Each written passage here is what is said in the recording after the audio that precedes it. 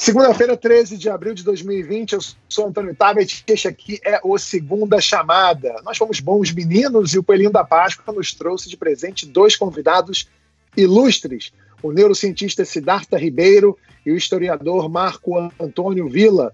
Tem também o homem que viveu o milagre da cura do Covid-19 sem cloroquina, Pedro Doria, e a mulher que passou o fim de semana comendo chocolate enquanto o marido fazia faxina, Marilis Pereira Jorge.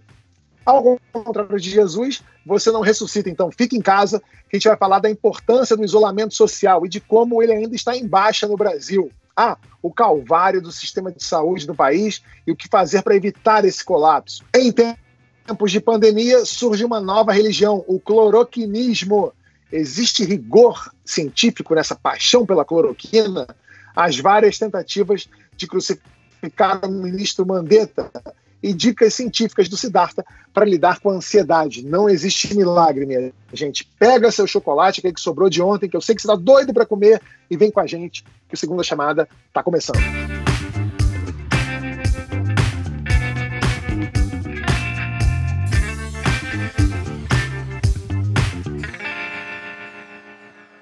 Se não aguenta mais gente falando para você ficar em casa, a essa altura está todo mundo sabendo disso, certo? Bom, a empresa In Loco usa dados de aplicativos parceiros para saber se os donos dos celulares estão em casa. A base de dados deles é de 60 milhões de aparelhos. Esse gráfico aí, olha só, ele mostra o índice de isolamento social em 4 estados onde havia previsão de aceleração de casos de coronavírus: Amazonas, Ceará, São Paulo e Rio de Janeiro. Tem também no Distrito Federal. Esses picos são os domingos, quando as pessoas já ficam em casa.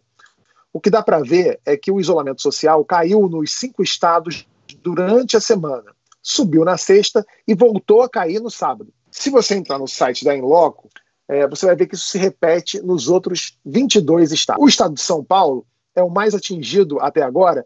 Ele teve, dia 9 de abril, 46,7% de isolamento. Na sexta-feira, esse isolamento subiu para 57,8%. E no sábado, caiu de novo para 51,2%. O governador João Doria disse que se esse isolamento no estado não passar de 60%, ele vai tomar medidas mais rígidas, como multa e até prisão. E teve gente nas redes bolsonaristas dizendo que isso é um absurdo, uma ditadura. Teve até protesto, uma carreata na Paulista, impedindo a passagem, vejam só, de ambulâncias. Paramos a Avenida Paulista e vamos para São Paulo, hein? Fora Doria! Professor Marco Antônio Villa, até que ponto o discurso do presidente Jair Bolsonaro incentiva esse pessoal a sair de casa? Colabora e muito, né? Porque fica uma dualidade no discurso oficial entre o do presidente da República e o ministro da Saúde, a todo momento. Inclusive, no último sábado, em Águas Lindas, em Goiás, vizinho ali ao Distrito Federal, isso voltou a se repetir.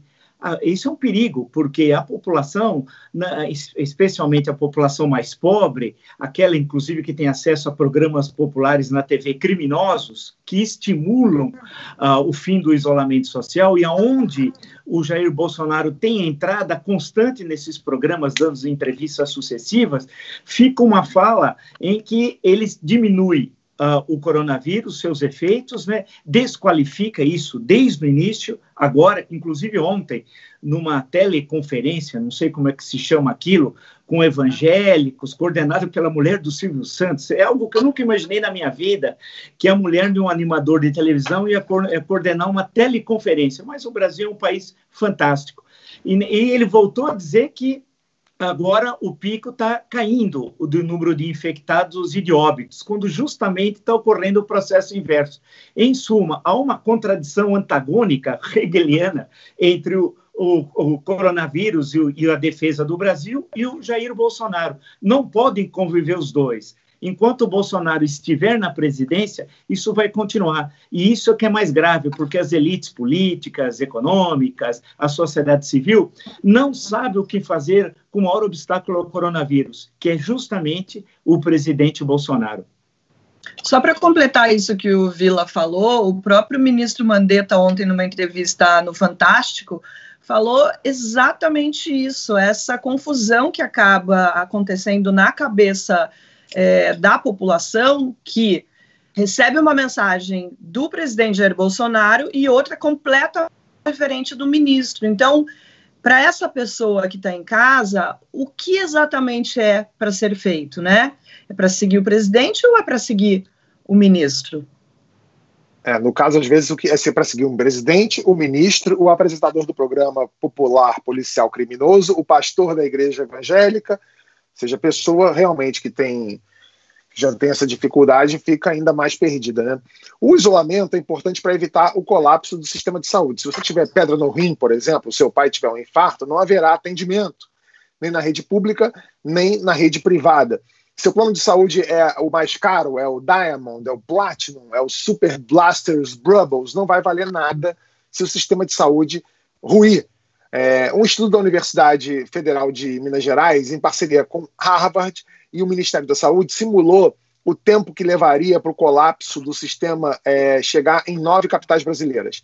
São 12 cenários que levam em conta diversas variáveis: a demanda pelos serviços de saúde, a oferta de leitos, o controle estatal dos hospitais privados, a porcentagem de pacientes que vão precisar de UTI. Como aqui no My News a gente está tentando manter o otimismo, a gente pegou só o melhor cenário de cada uma. Se tudo continuar como está, segundo o estudo, São Paulo só tem leitos para mais 5 dias. Porto Alegre só tem UTI para mais 6 dias. A Márcia Castro, uma das autoras do estudo, explica como estender esses prazos. Roda aí, Bia, por favor. O que nós fizemos recentemente foi incluir os leitos adicionais através de hospitais de campanha que estão sendo abertos, mas muitos ainda não foram. A gente tem uma previsão para que sejam abertos, mas ainda não foram, para ver que diferença isso faria.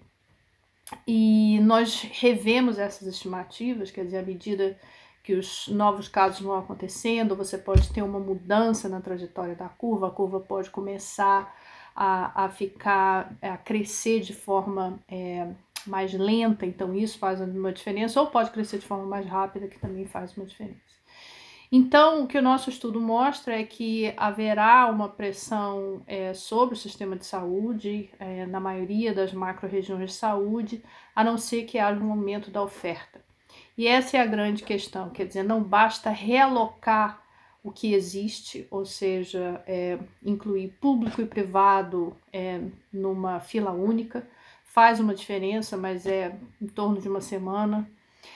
O que realmente é o ponto-chave em termos de resposta é aumentar a oferta, ou seja, são os hospitais de campanha, sim, em que teria uma maior oferta de leitos para a população que precisa de hospitalização, que precisa de um leito de UTI. Bom, a gente entrou em contato com as secretarias estaduais de saúde para perguntar como estão os projetos de hospitais temporários nos estados. 11 responderam. Sergipe, Rondônia e Tocantins não têm previsão para novas instalações. O Acre considera preparar o estádio Arena Acreana para ser um hospital de campanha. Mato Grosso e Maranhão dizem que estão investindo na instalação de leitos definitivos. Os outros 5 estados estão assim. Distrito Federal, 200 leitos de retaguarda no estádio Mané Garrincha. Esses são para pacientes que tiverem alta da UTI. A Paraíba está terminando de montar o Hospital Solidário com 130 leitos para a Covid-19. A capacidade pode ser estendida para até 200 leitos. O Estado também alugou um hospital que estava fechado com 150 leitos. Deve começar a atender em 2 semanas. Pernambuco está construindo um hospital de campanha com 100 leitos em Serra Talhada. Inauguração prevista ainda para abril. O Rio de Janeiro vai entregar 2.000 leitos em hospitais de campanha até o final de abril. Os maiores ficam no Maracanã e em Nova Iguaçu. São Paulo já tem 2 hospitais de campanha com leitos de baixa complexidade funcionando. Um no Complexo do Anhembi. No Complexo do Anhembi, o hospital tem capacidade para até 1.800 leitos. No estádio do Pacaembu, são 200. O governo inaugura em maio mais um hospital no ginásio do Ibirapuera com 240 leitos. O secretário municipal de saúde de São Paulo, Edson Aparecido, falou ontem que em apenas uma semana 60% dos leitos de baixa e média complexidade foram ocupados. Ele disse ao Estadão, aspas, ou as pessoas ficam em casa ou não haverá leitos para elas em uma semana. Siddhartha, na hora que a falta de leitos chegar aos grandes centros, o Bolsonaro muda esse discurso e começa realmente a se preocupar com o coronavírus? Ou ele vai continuar nessa pegada e vai esticar essa corda até o fim? No domingo, ele chegou a dizer, numa live com religiosos, que o vírus está indo embora. É difícil prever o que vai acontecer com ele, mas não é difícil prever o que vai acontecer com o Brasil. Né? A gente está pagando o preço por um analfabetismo científico profundo, por um descaso com a ciência, um desmonte da ciência nos últimos 10 anos. A gente teve, nos primeiros 10 anos do século, a gente teve uma quadruplicação do orçamento científico. E de 2010 para cá, a gente teve a volta para o mesmo patamar original. Então, nós voltamos aonde estávamos em 2001, 2002, com muito mais cientistas. Então, isso faz com que o Brasil esteja bem despreparado, está de calça curta. A própria reação do Ministério da Saúde, as pessoas estão falando muito bem do Mandetta, porque num governo de psicopatas, os medíocres brilham. Mas a verdade é que o Ministério da Saúde está fazendo muito pouco, não se preparou para isso, não tem testes. A única maneira da gente sair dessa situação com alguma chance de recuperação econômica é testar, inclusive aleatoriamente, as pessoas, testar todo mundo que tem sintoma, até para que as pessoas possam eventualmente sair do isolamento e voltarem ao trabalho. É o que está sendo feito na Alemanha. Mas mesmo em Singapura fizeram isso, mas mesmo em Singapura eles estão voltando a fazer isolamento. Por quê? Porque nós não temos o Covid-19 sob controle. E vai demorar aí 1 ano e meio, 2 anos para ter uma vacina, e até ter essa vacina, muita água vai rolar abaixo dessa ponte, pode haver mutação. Agora, a Coreia do Sul está falando em reinfecção, 111 casos de reinfecção, pessoas que tinham testado positivo, testaram negativo, estão testando positivo de novo. Então, de certa maneira, o que está sendo ressaltado é que nós não temos um país. A gente não tem uma coletividade capaz de se proteger como grupo, entendeu? E entender que está todo mundo no mesmo barco, mas em níveis muito diferentes. A classe baixa está muito mal. A questão de classe está emergindo. Por quê? Porque as pessoas não têm água, não têm sabão, não têm dinheiro para comprar comida. E é muito grave. O que o Bolsonaro está fazendo vai ficar lembrado nos livros de história por séculos. É um comportamento sociopata. É muito grave o que está acontecendo. E o que eu temo é que nós não temos um grau de solidariedade que permita que os mais fracos sobrevivam a tudo isso. As pessoas vão morrer como moscas, aqui, na África e na Índia. Pois é, os impactos na economia já chegaram, né? Uma pesquisa do Instituto Locomotiva mostra que 51% dos brasileiros tiveram queda na renda. O Sebrae também fez um estudo com 6 mil pequenos e microempresários. 88% tiveram, em média, 75% de queda no faturamento. 60% tentaram empréstimos e não conseguiram. Pedro, esses números mostram que os pacotes do governo não estão chegando a quem precisa, e você concorda com isso que o Siddhartha acabou de falar? Vamos lá, por partes. Esses números mostram que os programas do governo são insuficientes e sim, que eles não estão chegando. O mais importante de todos os programas do governo era aquele que tinha que ser sido solto imediatamente, que é a renda emergencial de R$600 durante 3 meses. Por quê? Porque isso é para gente que ganha a cada dia o dinheiro do jantar da noite. Se você não bota esse dinheiro imediatamente na mão dessas pessoas, essas pessoas não vão parar de sair de casa, porque a opção não é ter uma conta que não vai conseguir pagar, a opção é não ter jantar.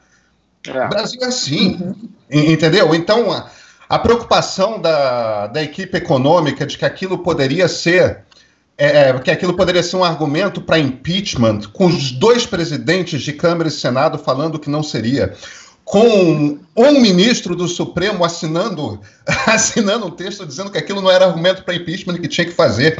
E os caras seguraram durante 2 semanas esse troço. Isso é uma das coisas mais absurdas que esse governo fez. Além disso, você tem aí, dependendo de para quem você pergunta, existe uma insegurança dos bancos com quem que vai pagar a conta, ou existe uma canalice dos bancos. Mas seja como for, o serviço bancário brasileiro é concentrado em 5 bancos, 2 estatais, 3 privados, Santander, Itaú e Bradesco de um lado, Banco do Brasil e Caixa Econômica do outro. A gente só tem isso, os outros são muito pequenos. Se 2 desses bancos seguram empréstimos porque não está claro para eles que o Banco Central vai cobrir o que for necessário, você desmonta o troço todo. E aí você desmonta em que ponta? Você desmonta na ponta do médio empresário que tem um restaurante e que, se tiver a grana segura, pode manter empregos. Se não tiver a grana segura, não tem como manter empregos, porque não tem dinheiro em caixa. Porque não sabe como é que vai sobreviver, está preocupado também com a família dele. Quer dizer, no fim das contas, esses programas têm que ser suaves, simplesmente acontecer muito rápido e fluir, porque senão isso é mais gente na rua, e mais gente na rua não porque está sendo convocada pelo Bolsonaro, mas porque precisa sobreviver. Indo para a questão do Siddhartha, o ponto fundamental dessa pandemia é o seguinte: a gente sabe muito pouco sobre Covid-19. Não é só que ela não está controlada, não. A gente sabe muito pouco sobre isso.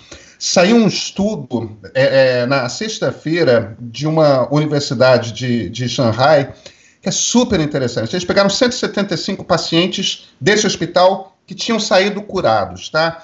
Todos 175 pacientes que tiveram o que eles chamam de sintomas suaves de Covid-19. Um terço dessas pessoas praticamente não tinha anticorpos no corpo. Isso quer dizer que o sistema imune deles, de alguma forma, se livrou do coronavírus, desse novo coronavírus, sem o desenvolvimento de anticorpos. Quer dizer, existe, de repente, uma outra maneira pela qual o corpo humano consegue combater o vírus. Mas o problema é o seguinte: provavelmente uma das hipóteses, tá, de origem dessas pessoas que se reinfeccionam é o fato de que algumas pessoas conseguem se livrar do coronavírus sem a necessidade de produzir anticorpos. Mais um motivo para que o teste de anticorpos seja extremamente fundamental, porque é o teste de anticorpos que diz para você que você pode sair em segurança para a rua. Só o fato de você ter tido a doença não quer dizer, se esse estudo tiver certo, tá? Uma das coisas com as quais a gente está lidando também é o seguinte: é tanto estudo saindo ao mesmo tempo, e é tão importante levar essas informações para a rua o mais rápido possível, que as grandes publicações, mesmo as de grande renome, estão fazendo aquilo que é uma prática pouco aconselhada em geral em ciência. O Siddhartha entende evidentemente disso muito mais do que eu, que é publicando, tornando público na internet aquilo que eles chamam de artigos pré-impressão, ou seja, não passaram ainda pelo processo de checagem por pares, checagem por outros cientistas. Então aquilo é ciência em estado bruto. São os cientistas que fizeram um determinado teste e jogam aquela informação na rua. Então a gente começa a ler na imprensa uma série de artigos falando pesquisadores dizem isso, estudo diz aquilo, e não é o mesmo tipo de estudo que a gente costumava ler nas páginas de ciência antes. É uma coisa muito mais crua. A gente está sendo bombardeado por informação que tem um altíssimo grau de imprecisão, com a qual cientistas estão habituados a trabalhar, mas que nós da imprensa e o público em geral não estamos. Posso só dar um pitaco aí sobre esses dois assuntos? Assim, primeiro, né, falando sobre o que o Pedro falou, essa demora na ajuda que essas pessoas precisam, e precisam mesmo, porque precisam do dinheiro do dia, precisam do dinheiro para o jantar, mostra a profunda desconexão dessas pessoas que estão nesse governo com a realidade das pessoas mais pobres. Elas não conseguem entender essa coisa tão simples, esse exemplo tão simples que o Pedro deu, que é a necessidade desse dinheiro para o dia. Parece que uma semana na minha vida, na vida de vocês, na vida de quem está assistindo a gente, 2 semanas até um mês, a gente pode se virar, porque é para resolver, para pagar uma conta, ou enfim, para pagar a compra do final do mês. Agora, na vida dessas pessoas isso não existe. Paulo Guedes, Bolsonaro, toda essa gente que está lá de gravata em Brasília não consegue entender, pelo menos essas pessoas que estão nesses postos não conseguem entender. Felizmente, a gente tem algumas pessoas aí, os titulares de outros poderes, que entenderam essa necessidade, estão em cima, estão cobrando, mas mesmo assim, essa demora toda nessa ajuda emergencial, que assim, o próprio nome já diz, é uma ajuda emergencial, então ela tem que ser imediata, ela não pode demorar 2 semanas. Sobre essa pergunta que o Tabet falou, se o Bolsonaro vai mudar o discurso dele a partir do momento que começarem a acabar os leitos e a gente começar, de repente, a ter cenas grotescas, horríveis, como a gente tem visto em outros países que até se prepararam mais, o que já são mais preparados do que o Brasil, eu não sei qual vai ser o discurso dele, mas a gente vê, por exemplo, que essa base de apoiadores do Bolsonaro vem mudando o discurso de acordo com os acontecimentos. Então, primeiro, era uma doença que jamais chegaria aqui, porque o Brasil tem um clima diferente, porque é quente, o vírus não consegue sobreviver aqui.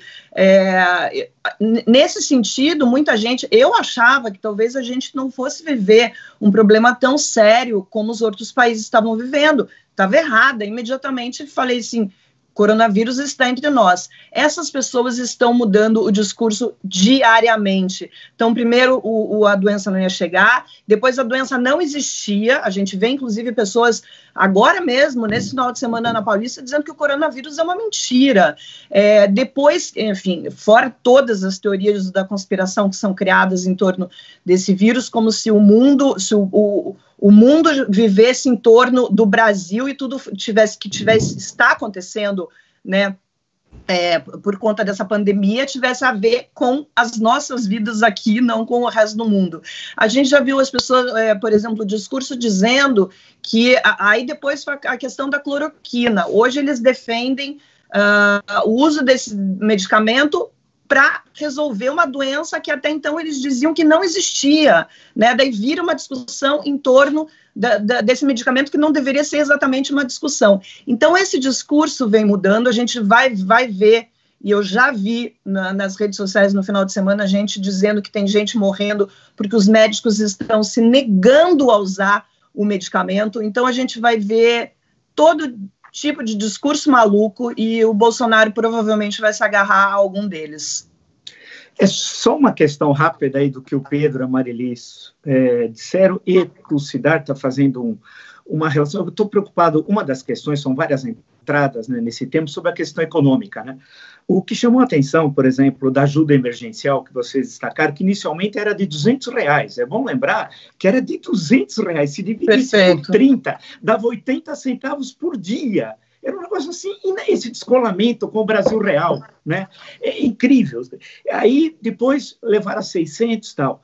E o que chama a atenção, acho que tem vários pontos, um deles por exemplo, na questão dos trabalhadores, a ausência dos sindicatos, federações e centrais sindicais nesse momento gravíssimo que o Brasil está vivendo. Eu queria saber aonde estão os sindicatos e as centrais sindicais. Isso para falar dos trabalhadores que têm vínculo formal de trabalho.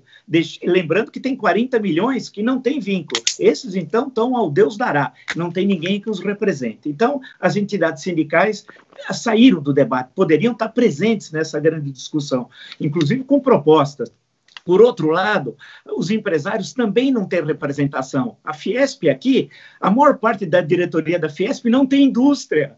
Inclusive o presidente da Federação das Indústrias não tem indústria. Isso é só no Brasil. É uma coisa assim, inacreditável tal. As entidades empresariais também não conseguem se posicionar. Então, quando vocês citaram a questão, por exemplo, do dono de um restaurante, muitos me ligam, a gente conversa aqui no dia a dia, agora só distante, mas eles falam assim, eu preciso de dinheiro para pagar folha de pagamentos e o capital de giro.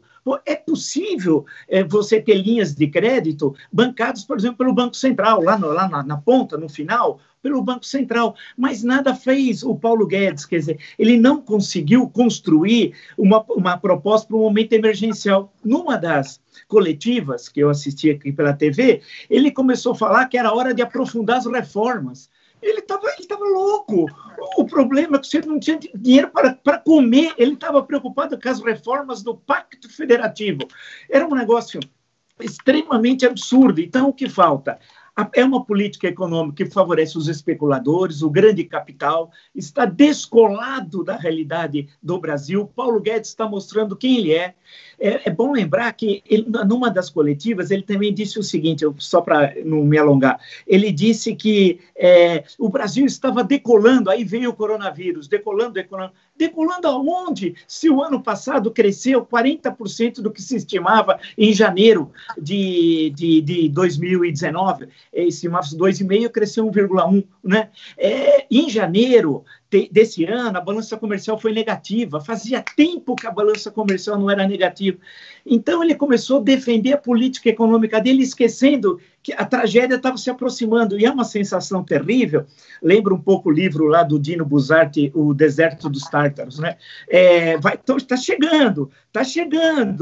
E a gente fica aqui, como a Marilise diz, eu sobrevivo mais um tempo. Eu pego o dinheiro emprestado ali, faço a colar, faço algum rolo, atraso pagamentos, mas o sujeito que está na Rocinha, no Complexo no Alemão, no Paraisópolis, Heliópolis, ou nas grandes periferias, que são terríveis das cidades brasileiras, esses não têm como sobreviver. E o governo não consegue ver isso.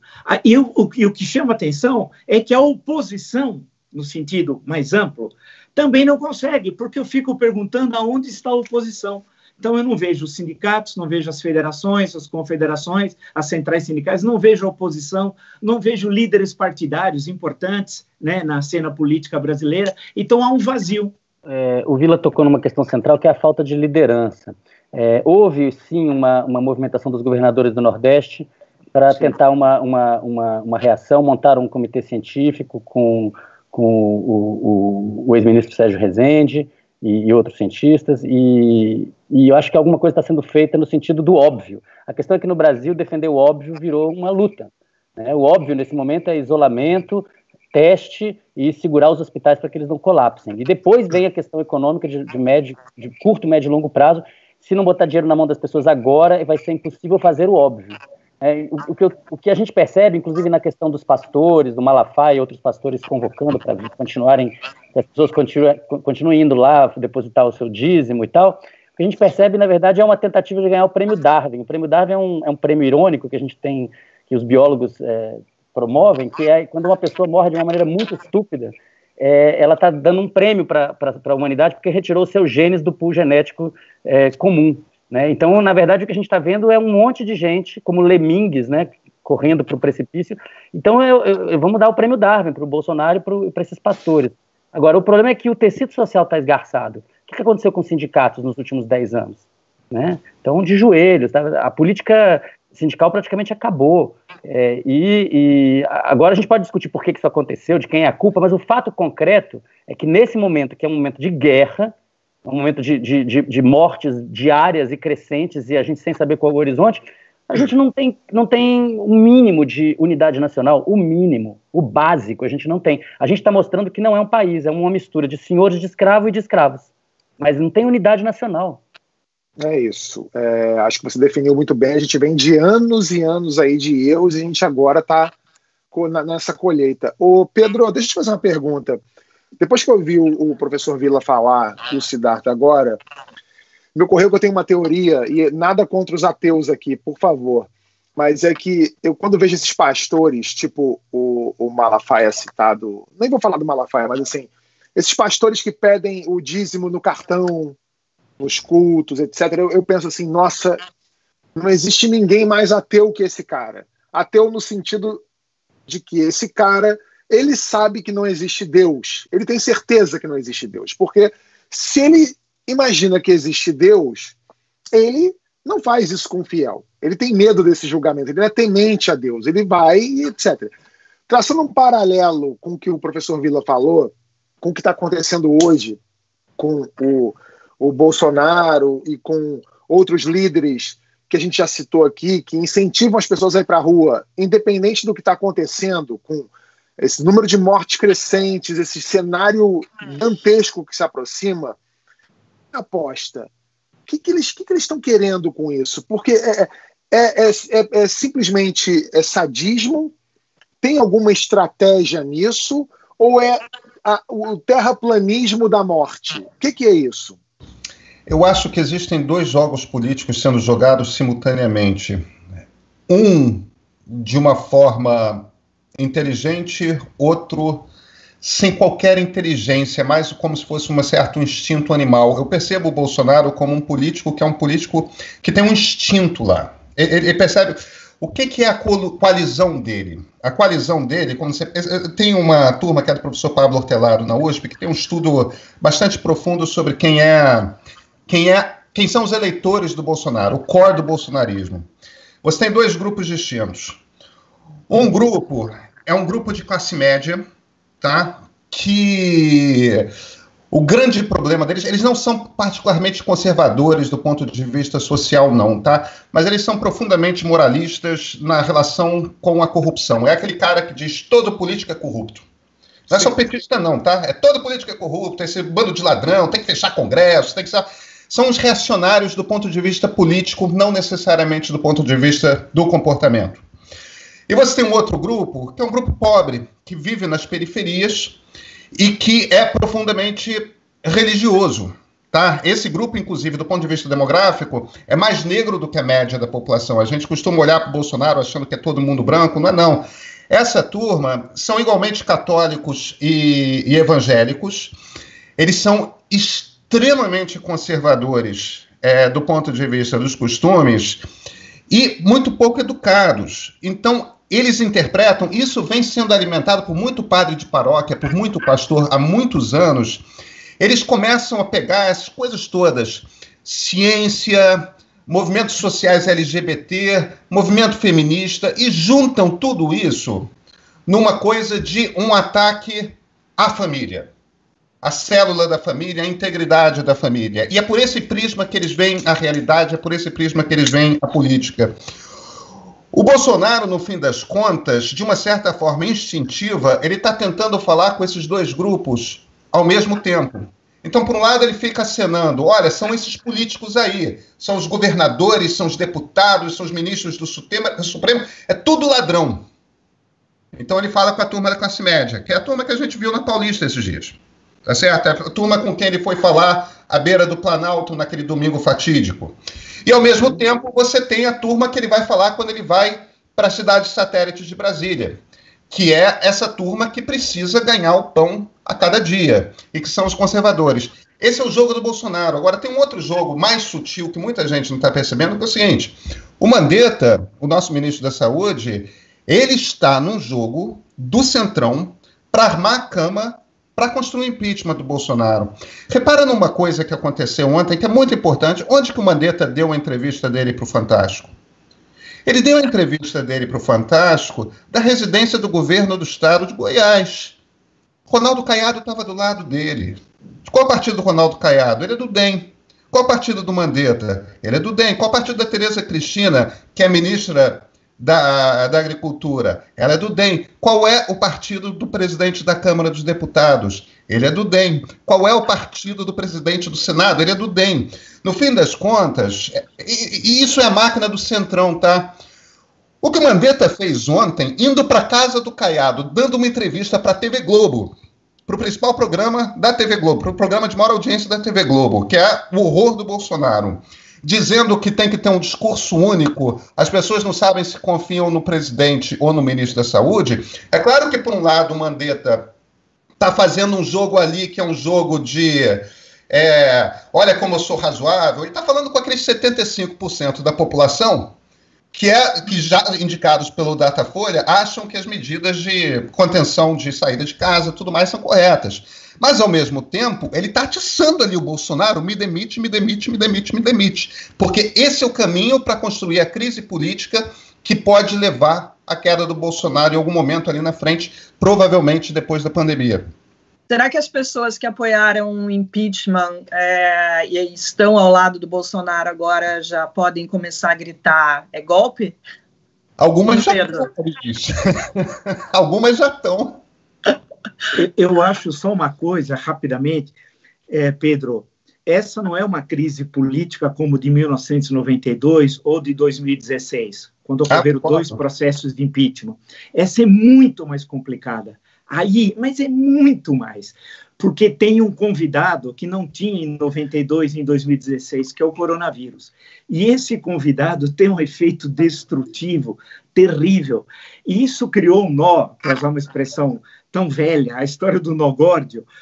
Como é que vai se resolver essa questão? Uma abertura de um processo, para a Câmara autorizar um processo de impeachment que é feito no Senado, de acordo com a Constituição, demora não menos que 3 meses. Né? É difícil, menos de 3 meses, passar por todo aquele trâmite e tal. Meses de Congresso. Isso, uma outra coisa, seria uma renúncia do presidente, que é uma possibilidade.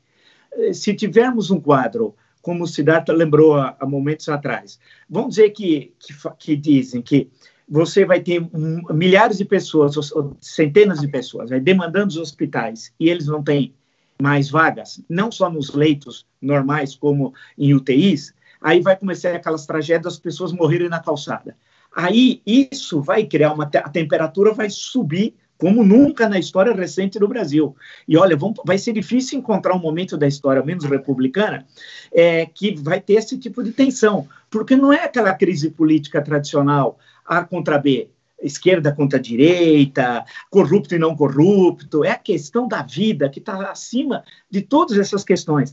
Então, como vai se resolver politicamente essa crise de saúde pública, provavelmente a mais grave da história brasileira, em curto espaço de tempo? Se o Bolsonaro não consegue liderar o Brasil agora, como é que ele teria condições de, no ápice da crise, liderar o Brasil? Quando é que ele teria condições de liderar a reconstrução? Porque a grande questão é que esse ano deve ser -6, -5 ou -6 no PIB. O ano que vem, alguns estão dizendo que vai ser positivo. Não vai, porque quanto mais extensa a epidemia no tempo, maior o dano econômico. Então, teremos 21, provavelmente, mais recessão. O -6 vai ser o maior da história, né? As duas piores tinham sido um ano no governo Figueiredo e no primeiro ano do governo Collor, né? Uma -4,1, outra -4,3, mais ou menos. Então, a questão política é complicada. A renúncia é um ato pessoal, né? Depende dele, que pode ocorrer. Já tivemos o Deodoro da Fonseca renunciou e o Jânio Quadros renunciou também. Depende da circunstância histórica. Agora, a questão do processo de impeachment é complicada. E como é que nós vamos conviver com o processo de impeachment e, ao mesmo tempo, o coronavírus lá em cima? Aí uma última questão, desculpe, vê como tem coisas. Se fosse parlamentarismo, essa questão já estaria resolvida. Se fosse no regime parlamentar, já teria resolvido. Eu votei no presidencialismo em 93, só para lembrar, mas eu começo a pensar se eu estava certo. O Bolsonaro, desde que assumiu, já fez por merecer alguns impeachments, né? E isso não aconteceu até recentemente, porque ele estava cumprindo a agenda neoliberal. O Paulo Guedes estava lá fazendo aquilo que a elite brasileira acha que vai levar ela, a elite, ao paraíso. Agora isso está fora do cardápio. Agora o que está no cardápio é keynesianismo, o que está no cardápio é o Estado entrar, é o editorial do Financial Times, fala, olha, desculpem, realmente, tirando o Estado da equação, a gente não consegue lidar com a realidade, porque a realidade tem essas coisas, né? Então, assim, eles são totalmente na contramão da história, não vejo a menor capacidade de liderar o país para lugar nenhum, é um projeto tanatológico, o melhor que a gente faz é se livrar dele o mais rápido possível. Deixa eu só fazer uma observação, emendando em cima do que o Vila falou. A gente estava falando desse coisa de comparações históricas, né? Vila, o que tinha acontecido, você que é historiador, quando, naquele fatídico julho de 1922, Eduardo Gomes e Siqueira Campos deixaram o Forte de Copacabana e iniciaram o movimento tenentista, o que tinha acontecido 2 anos antes? Na verdade, 4 anos, em 18. No só em 19, mas se estendeu em isso, a gripe, né?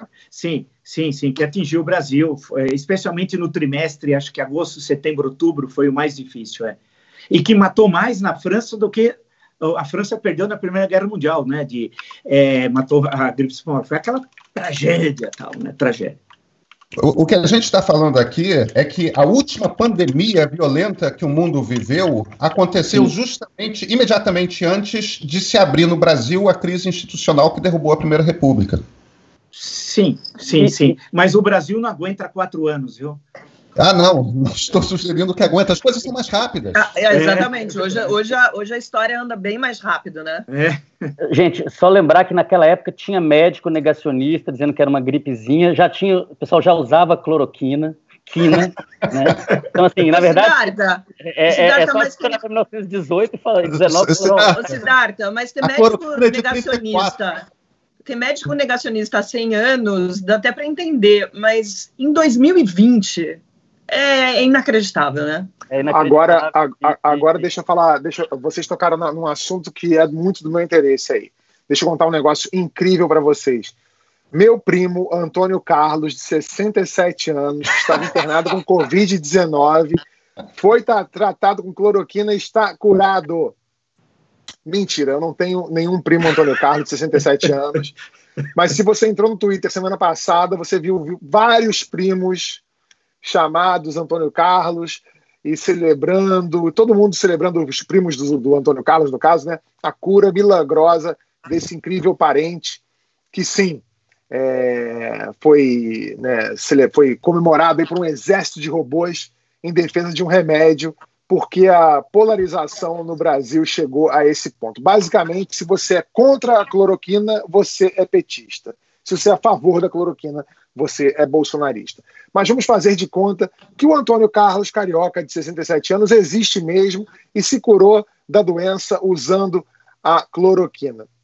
Siddhartha, isso serve como evidência de alguma coisa? Explica para a gente como é que funciona o método científico e por que não tem nenhum estudo em revista científica que diz esse medicamento funciona, meu primo Antônio Carlos, de 67 anos, usou e curou. Porque eu já li muita coisa sobre a cloroquina, eu já li que ela tem efeitos muito bons no início do tratamento. Eu li, inclusive, que existem médicos hoje em dia no Brasil que fazem uso profilático disso na linha de frente. O que você pode dizer para a gente, Siddhartha? Então, a gente tem que desideologizar esse debate da cloroquina, urgentemente, até porque ela é um entre inúmeros medicamentos que podem ter utilidade, né? A evidência que está publicada, que é a favor da cloroquina, é in vitro. São experimentos in vitro, você tem alguma evidência de que há mecanismos interessantes e que ela pode facilitar a resposta ao vírus. A resposta... Explica o que é in vitro. In vitro quer dizer que é feito em células, é feito em tubo de ensaio, não foi feito numa pessoa, né? Então existe uma distância muito grande entre esse mecanismo funciona numa célula isolada, num tubo de ensaio. Será que isso vai funcionar num paciente? É uma distância longa, que tipicamente demora anos. Só que em situações de epidemias, de guerras, a medicina começa a andar muito rápido, atirar para tudo que é lado, errar um monte de coisa e acertar algumas e vai caminhando por esses acertos. A evidência clínica da cloroquina hoje não é boa, não está sustentando, até porque ela tem efeitos colaterais muito fortes. A hidroxicloroquina é bem menos tóxica do que a cloroquina. Eu acredito que daqui a um ano a gente vai estar vendo que a cloroquina pode sim, a hidroxicloroquina pode sim ser usada como adjuvante no tratamento. Vamos ter outros remédios, mas ela certamente não é a panaceia. Ela não é a panaceia. E pode até ser que a gente no final conclua que ela é melhor não usar. Mas nesse momento isso não está claro para a ciência, porque existe uma diferença muito grande entre correlação e causalidade. Você fala, olha, eu tratei o cara com 10 remédios e ele melhorou, então tem uma correlação entre o uso desses remédios e a melhora. Uma correlação significa que as coisas aconteceram no mesmo tempo, no mesmo espaço. Elas estão causalmente relacionadas? Possivelmente não. E isso é muito mais complicado de se determinar, e é esse tempo que a gente não tem, infelizmente. A gente teria esse tempo se há 20 anos atrás, quando a SARS apareceu, houvesse um investimento público sério em desenvolvimento de vacinas, por exemplo, porque são vírus parecidos e a vacina de um pode servir muito bem para o do outro, ou servir de plataforma de lançamento para chegar na do outro. Só que isso não foi feito, porque não era de interesse econômico. Acho que o que está também ficando muito claro é que saúde, como alguma coisa que só tem interesse privado, econômico, de lucro, pode redundar na morte de um monte de gente. Como a gente está vendo agora. Então, acho que a discussão profunda... Assim, uma coisa que está jogando a favor do Brasil é que a gente tem um sistema único de saúde. O SUS, tendo sido desmantelado, desprestigiado de toda maneira, ele ainda ele tem uma capilaridade que vai permitir, que dá uma chance de sobrevivência para comunidades que, se fossem nos Estados Unidos, por exemplo, não teriam essa chance. O que está acontecendo nos Estados Unidos é uma tragédia de proporções gigantescas. O que está acontecendo em Nova York, em Connecticut, em Jersey, é surreal. E o Brasil tem até algumas vantagens por causa do SUS. Espero que a gente saia dessa crise com clareza de que, por exemplo, a emenda constitucional 95 que coloca o teto de gastos, ela é incompatível com o desenvolvimento do país e com uma retomada de crescimento, é incompatível. Vamos precisar mudar tudo isso, a gente tem que passar a construir o país. Os últimos 5, 6 anos têm sido anos de desconstrução do Estado em prol de enriquecer os mais ricos e, quem sabe, o dinheiro sobe, ou desce, o trickles down, né? Acho que agora está totalmente fora A gente tem que olhar para o país e falar, precisamos reconstruir esse país. Depois que essa bomba se espalhar e matar um monte de gente, e, se possível, levar um monte de políticos irresponsáveis pelo ralo, a gente precisa construir o país de novo. Ô Pedro, no final de semana você escreveu um especial muito completo sobre a cloroquina no Meio.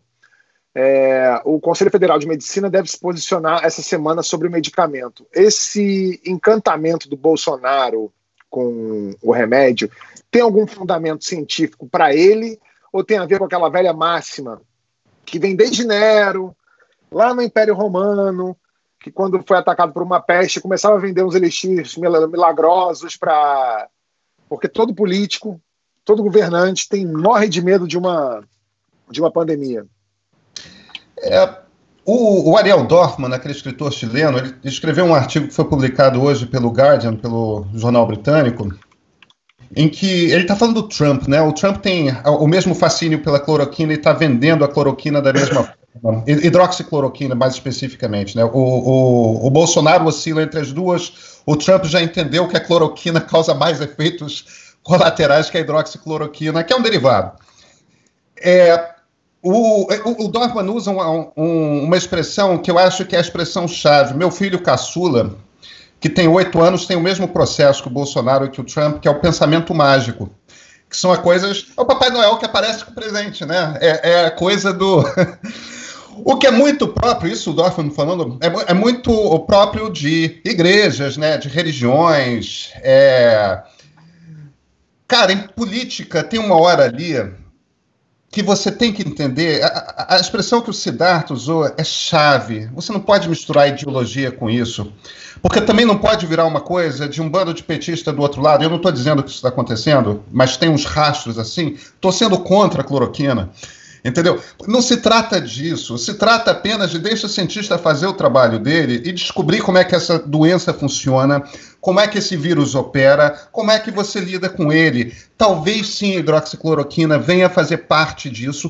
Não existe ciência ainda o suficiente para bancar que faz. Agora, é uma possibilidade. É uma possibilidade. Existem indícios, entendeu? Existem indícios in vitro. Tem um estudo aqui, um estudo ali. O estudo que o Trump e o Bolsonaro usam, que é um estudo francês, é um estudo que tem 3.500 defeitos. Não tem grupo de controle. Não tem... As pessoas que foram tratadas foram pessoas que foram tratadas tendo sido escolhidas pelos sintomas. 3 pessoas, 2 foram internadas em UTI e uma terceira morreu, foram excluídas do estudo. Porque não confirmariam a hipótese. Literalmente, o cara diz, não confirmam a hipótese, não era o caso que a gente queria averiguar, tal. Quer dizer, é um estudo muito maluco, não é um estudo que tenha de fato valor científico. A própria revista que publicou esse estudo, semanas depois já estava ali se retratando, olha, parece que tem problemas, tal. A gente tem que esperar esse processo acontecer. Pode ser, sim, que a hidroxicloroquina venha a fazer parte de um coquetel. Muitos hospitais estão usando hidroxicloroquina. Agora, uma coisa que é muito importante afirmar, reafirmar e confirmar.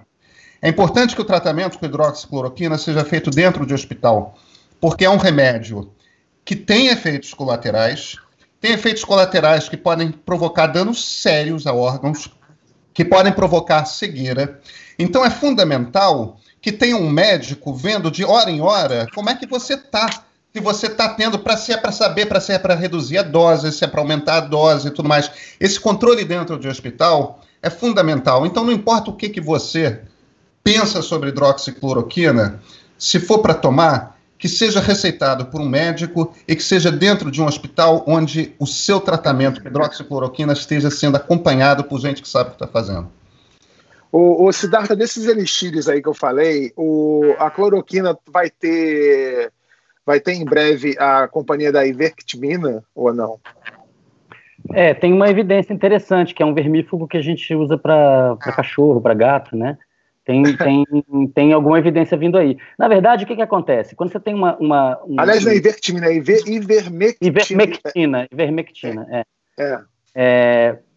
Quando você tem uma doença com vários, né, uma doença que envolve uma série de passos para essa infecção acontecer e se desenvolver. Então você tem múltiplos alvos terapêuticos. Você pode intervir no momento que primeiro toma contato com células epiteliais ou da mucosa, e aí você pode intervir depois quando começa a replicação do vírus, você pode intervir depois. Tem vários momentos. E tem gente fazendo isso de maneira... Tem pessoas usando supercomputadores para fazer uma busca, simular todas essas estruturas e buscar drogas que têm uma conformação tridimensional que vão encaixar ali. É claro que a ciência vai aparecer com vários remédios e bem melhores do que esses. Esses que são os que estão na praça. Isso é uma coisa que você faz diante de uma emergência. Por quê? Porque são remédios que já estão sendo utilizados, seja para malária, seja para artrite, e que, portanto, já tem estudos de segurança, são remédios que têm efeitos colaterais importantes, mas que são seguros o suficiente para que pessoas façam, inclusive, uso crônico. É que depende do seu genótipo, depende da dose, depende de tudo isso que o Pedro falou aí. Por que a indústria faz isso? Ela faz isso porque ela já tem o remédio, então o remédio já existe em estoque, e que bom que existe. O problema é que, como não foi desenhado para isso, pega mal o alvo. Quer dizer, é óbvio que se a hidroxicloroquina vai fazer parte de um coquetel, ela não será a solução. Se fosse, já teria sido, já saberíamos. Não é. Então, o que a gente tem que ter clareza é que help is on the way, a ajuda vai chegar, mas vai demorar um pouco. E esse é o tempo em que a gente deveria, por precaução, se agarrar no que a gente sabe. O que a gente sabe? A gente sabe que impedindo a transmissão comunitária, a gente protege a população como um todo, os indivíduos caso a caso, mas a população como um todo, desses efeitos que são sociais e logo em seguida econômicos. Quem está preocupado com a economia tinha que estar trancado em casa, porque isso a gente com certeza sabe que vai funcionar. Agora, a discussão sobre remédios hoje tem 20 ou 30 remédios aí que tem o mesmo potencial da hidroxicloroquina. Ô Vila, a gente está tão louco agora que a gente tem que se posicionar contra ou a favor de remédio. Você é contra ou a favor, Vila? Eu não tenho a mínima ideia, a minha praia é outra. Eu só leio e acompanho os especialistas que o Siddhartha fala e outros falam. Mas essa politização do remédio é uma coisa também inacreditável, mas isso vem desse grupo bolsonarista que transforma tudo numa guerra ideológica, numa construção de narrativas, expressão bem da moda, né? Quando nós estamos vivendo uma outra questão, né? Estamos vivendo uma gravíssima, provavelmente a maior crise sanitária do Brasil republicano, mas eles transformam tudo isso numa batalha ideológica, sempre na relação quem não está comigo está contra, que é a destruição do Brasil, porque eles são o Brasil, né? Eles são Deus, é engraçado. Então, a religião, o país, é tudo eles. Quem não está com eles está contra, portanto, deve ser eliminado. Então, é uma relação muito primária, né? De construção de um momento como a gente está vivendo. E o presidente fazendo propaganda do remédio, inclusive do laboratório, também é o que eu nunca vi na minha vida. É a primeira vez. Você coloca o laboratório, faz a propaganda, é um negócio assim inacreditável. E o que chama atenção é alguns médicos, e aí entrarem nessa jogada, né? Aqui de São Paulo, por exemplo, e apoiarem o Bolsonaro, e isso que já foi lembrado até pelo Siddhartha, de grupos de médicos bolsonaristas. Tudo bem que o médico tem uma visão de mundo bolsonarista, agora, isso contaminar a ciência médica é uma outra história, né? Porque são coisas diferentes. Ele tem uma concepção de mundo, é difícil até pegar o bolsonarismo, você teria que ter um conjunto orgânico de ideias, não existe. Então não existe bolsonarismo. Mas vamos falar isso na falta de uma melhor expressão. Também não é nem fascismo, nem nazismo, nada disso, porque eles nem conseguem alcançar o que é o Rosenberg ou o Gentili, porque eles nunca leram também. O Bolsonaro acho que nunca leu um livro na vida, né? Então, o vocabulário dele tem 600 palavras, se tantos, você percebe. Então, a questão que se coloca para ele e para a turma que o segue é justamente isso, quer dizer, criar essa batalha ideológica, essa disputa, né? Mas aí vocês falaram uma coisa nisso que eu estava pensando aqui, mas isso é estratégico ou não é?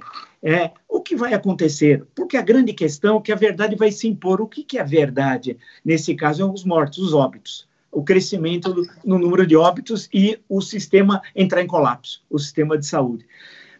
Agora, vamos imaginar o seguinte, desculpe pensar alto, mas eu estou pensando alto. Será que eles querem que entre em colapso o sistema de saúde para daí desejar o quê em seguida? Então, vamos tentar buscar racionalidade na irracionalidade, né? Tem até muito antigamente, o Godelier, faz milhões de anos que eu li o negócio dele que chama racionalidade e irracionalidade na economia. Então, vamos imaginar o seguinte, que ele quer isso mesmo, quer que entre em colapso o sistema de saúde e vai apontar culpados, evidentemente não é ele, vão ser outros, com algum objetivo político. Então, vamos imaginar que seja uma... E com qual objetivo político? É dar um golpe de Estado? É bater de frente com os poderes? É esperar 2022? Não, perceba, é difícil a gente tentar estabelecer uma relação lógica, racional do que ele deseja. Sinceramente, tem hora que eu fico imaginando que ele aparece aquela história de você estar navegando por um local desconhecido, que você não sabe, você não conhece, mas vai navegando. Deixa eu emendar uma coisa aqui em cima do comentário do Vila, e voltando para o Ariel Dorfman, porque eu acho que são políticos movidos a pensamento mágico. E aí amarra isso com uma coisa que o Átila Yamarino vem comentando, que é o seguinte: a base desse populismo reacionário que tomou parte do mundo ocidental na última década, a base desse populismo tem um pé no anticientificismo muito forte. A diferença fundamental é a seguinte: se você não vacina seu filho, seu vizinho também não faz isso, etc., etc., demora uma geração para ter um surto de sarampo. Se você não cuida de mudança climática agora, vai demorar 20 anos para as catástrofes de fato começarem a acontecer. O problema desse pensamento mágico anticientificista, meu Deus do céu, no século XXI, o problema disso é que ele encontrou um troço que é um problema que cabe apenas à ciência resolver. Esse é um problema só científico, não é mais nada. Não é um problema político, não é um problema ideológico, não é um problema econômico, isso é um problema científico, ponto. E só existe uma ferramenta para você encarar esse problema, que é a ciência. Só que aí, de repente, você tem todo um movimento político baseado em pensamento mágico, populista, que fica ali o tempo todo operando população contra as elites, ou contra uma ideia de elite, o tempo todo fazendo isso. Eles só sabem fazer isso. Então, a impressão que eu tenho, o Siddhartha estava falando de lêmmingues, o Bolsonaro, o líder dos lêmmingues, ele está simplesmente fazendo o que o cacuete dele manda fazer, que é, não, na ausência, o que dá sempre certo é incentivar o povo contra as elites, incentivar o povo contra a ciência, e vai fazendo, e vai fazendo, e vai fazendo, e vai fazendo, e vai encontrar todos o precipício. Só que o precipício é daqui a um mês, o precipício é daqui a 1 mês e meio. Eu acho que uma coisa, para quem está olhando para esse debate aí, a favor e contra a cloroquina, é que esse debate, na verdade, não existe. Isso está causando uma confusão na cabeça das pessoas. O Ministério da Saúde já deixou claro que os médicos têm toda a autonomia para usar o protocolo, o Siddhartha pode confirmar ou não o que eu estou falando, mas eles podem usar o protocolo que eles quiserem no tratamento de um doente. Então, assim, esse debate que os bolsonaristas querem fazer a população acreditar que quem é a favor tem uma parte da população a favor da cloroquina e a outra que é a favor do isolamento, isso não existe. O pessoal que é a favor do isolamento porque é a alternativa número 1, né? No caso, para você prevenir, a gente se colocar à frente do que pode acontecer por conta dessa pandemia. Então, acho que é isso. E o que me assusta, na verdade, é ver, às vezes, veículos de imprensa de credibilidade, veículos sérios, entrando nesse debate, dando espaço para a gente falar a favor ou contra do uso desses medicamentos. Isso não existe. A gente está indo por um caminho que não deveria ir, né? Não deveria cair, na verdade, nessa provocação bolsonarista, nessa narrativa criada pelo Bolsonaro, de que quem não está a favor dele está contra que as pessoas sejam tratadas da forma devida. Acho que isso que tem que ficar claro. Não existe ser a favor ou ser contra, existe ser a favor da ciência e respeitar os protocolos que a Organização Mundial da Saúde, o Ministério da Saúde e os médicos querem seguir ou devem seguir, é isso. Marilis, acho que uma coisa que é importante a gente ter em mente é que isso está sendo feito com a função de romper o isolamento, porque se você torna a esperança de cura uma coisa, se você reifica a esperança de cura, ainda que seja, né, tão mal representada, as pessoas se sentem muito mais tranquilas de ir à rua, porque fala, bom, se eu ficar doente já tem remédio. No livro simbólico, o que o Bolsonaro está fazendo é imunizando as pessoas contra o medo, que é a única coisa que pode salvá-las nesse momento. Pois é, quando ele aparece com uma caixa de remédio na mesa dele, igual vendendo tipo um cogumelo do sol, no merchandising de programa da tarde, é um pouco assustador, porque aquele remédio tem uma bula, e ele não é médico, entende? Ele tá ali com aquele remédio, endossando aqui, ó, não, tô aqui, eu garanto para você que esse remédio é uma loucura. Ontem, conversando com uma amiga minha, ela estava falando que o irmão dela, que é jornalista, mas é bolsonarista, está tomando cloroquina todo dia de manhã, como se fosse uma vitamina C, porque ele quer se imunizar contra Covid-19. Ou seja, é uma loucura. E veja bem, eu estou falando de um jornalista. Não é um cara... Imagina, se esse cara está fazendo isso, imagina quantas outras pessoas não estão fazendo. E vão ter problemas seríssimos daqui a pouco. E há pessoas que fazem uso crônico de cloroquina, porque tem artrite, porque tem outras condições, e que não tem o remédio porque esgotou na farmácia, porque o pessoal foi lá comprar. Enfim, é Monty Python com Sexta-feira 13, é uma loucura, entendeu? É uma loucura. Outro problema que eu quero entrar aqui, e esse eu quero botar a Marilis para falar, é que diante dessa loucura, desse Monty Python com Sexta-feira 13 aí que o César falou, a ministra Damares Alves, dos Direitos Humanos, quem diria, virou a fada sensata da esplanada. Ela alertou para o aumento da violência doméstica contra mulheres, idosos e crianças. Segundo a ministra, há uma epidemia.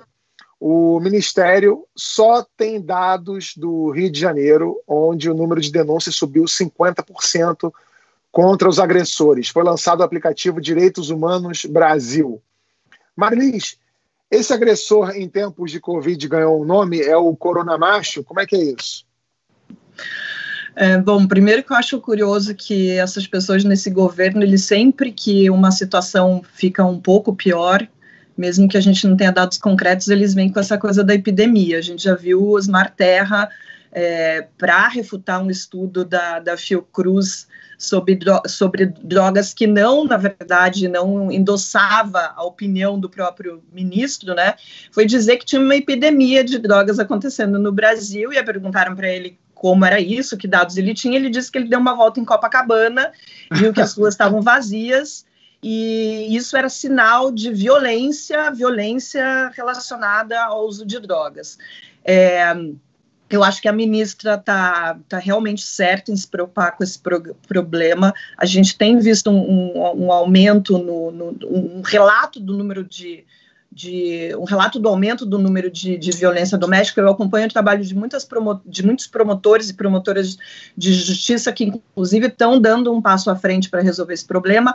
O Ministério disse que o número de atendimento 180 ia continuar funcionando nessa pandemia, lançou um aplicativo, que é um aplicativo que não só atende denúncias de violência contra a mulher, mas atende também denúncias de violação de direitos humanos.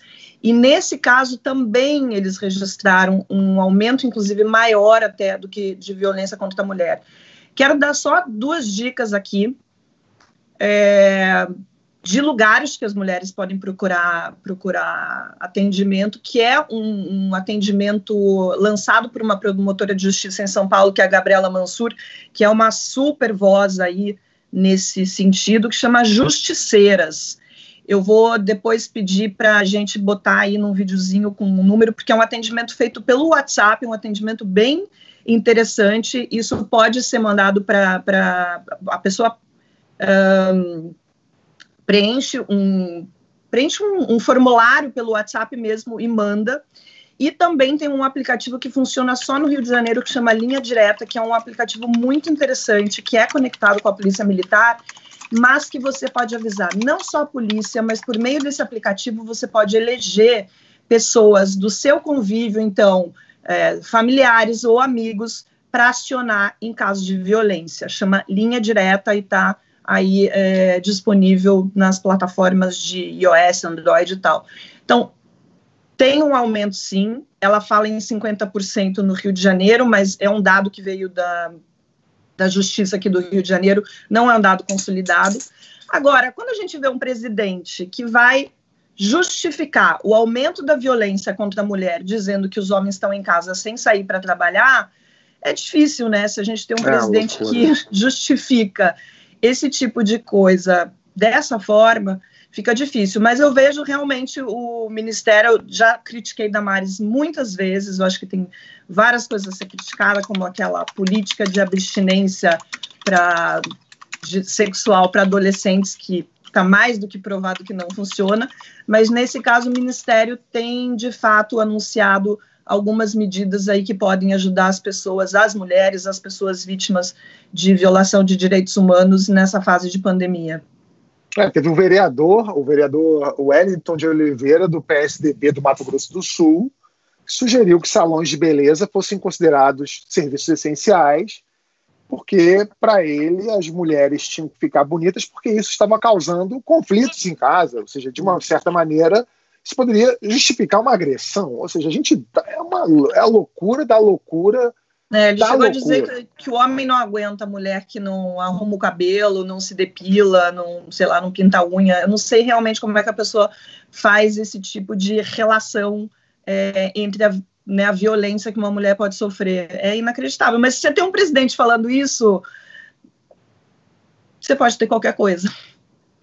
Bom, é isso, gente. Nossa segunda chamada de hoje fica por aqui. Muito obrigado para você que acompanhou até agora. A gente tem mais um restinho de conversa para você que é membro. A gente vai falar sobre o estado da nossa cabeça, como fica você nesse momento de quarentena, se você fica mais deprimido, se você não fica, como fica a gente nesse isolamento e quais são as soluções para isso. Vamos falar também dessas curas milagrosas que volta e meia aparecem na Dark Web. Se você não é membro ainda, clica no retângulo azul que está aqui no vídeo para você virar membro e acompanhar mais esse restinho de conversa com a gente. E antes de encerrar, uma notícia não muito agradável. O cantor e compositor Moraes Moreira nos deixou hoje aos 72 anos de idade. Deixa uma obra eterna e inesquecível. Pois é. Mas de qual a razão da morte? Segundo o G1 aqui, ele foi encontrado em casa, sem vida. Ainda não sabe o que aconteceu. Gente, que triste. A gente não tem maiores detalhes aqui. Até a hora do programa já vai ter mais esclarecido, mas enfim, fica aí o registro e salve Moraes Moreira. A gente volta daqui a pouquinho. Salve.